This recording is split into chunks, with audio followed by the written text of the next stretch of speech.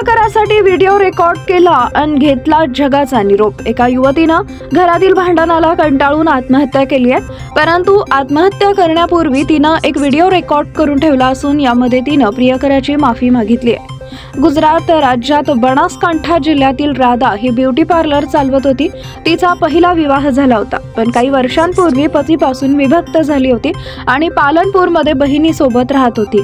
राधाची बहीण अलकानं सांगितले की राधा रविवारी रात्री घरी परतली। ती जेवली आणि त्यानंतर आम्ही झोपी गेलो। दुसऱ्या दिवशी सकाळी आम्हाला ती मृतावस्थेत सापडली। आम्ही जेव्हा तिचा फोन चेक केला तेव्हा तिनं रेकॉर्ड केलेले व्हिडिओ आढळून आला।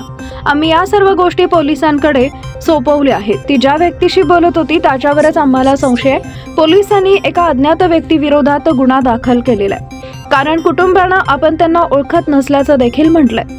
शेवटच्या संवादात राधा समोरील व्यक्तीकडे फोटो मागत असल्याचं ऐकू येत आहे। तिच्या कुटुंबानं सांगितलंय की राधा त्याच्याकडे फोटो मागत असताना तो मात्र पाठवत नव्हता।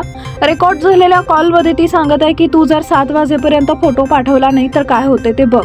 आत्महत्या करण्यापूर्वी रेकॉर्ड झालेल्या व्हिडिओ तिनं आपल्या प्रियकराची माफी मागितलेली आहे। मला माफ कर, मी तुला न विचारत घेता चुकीचं पाऊल उचलत आहे। नाराज होऊ नकोस, आनंदी राहा, आयुष्याची मजा घे आणि लग्न कर। मी आत्महत्या केल्यानं मृत्यू झाला असं समजू नकोस। मी दोन्ही हात जोडून माफी मागते। जर तू आनंदी असशील तर माझ्या आत्म्याला शांती लाभेल, असं देखील तिनं म्हटलेलं आहे।